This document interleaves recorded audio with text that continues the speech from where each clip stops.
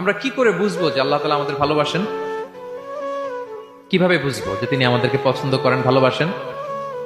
এটা বোঝার কিছু সিস্টেম আছে। এক নম্বর সিস্টেম হচ্ছে আপনি জাস্ট দেখুন যে আপনি নিজেকে কোন কাজে ব্যস্ত রেখেছেন।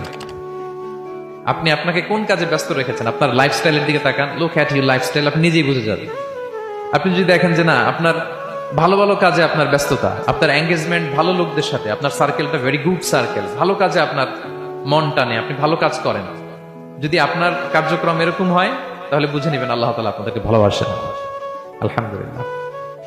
আর যদি দেখেন না, যত আকাম কুকাম আছে ওইটার সবার আগে আপনি, যেই কাজে আল্লাহর ক্রোধ আসে, আল্লাহ রাগ হয়ে যান, যেই কাজ ইসলামে করার নিষেধ, যেটাতে তার অসন্তুষ্টি, ওই কাজে আপনার এঙ্গেজমেন্ট, ইনভলভমেন্ট, আপনার সার্কেল গুলাও এরকম, তাহলে বুঝে নিবেন আল্লাহ ভালোবাসা, এই মহা সৌভাগ্য আপনার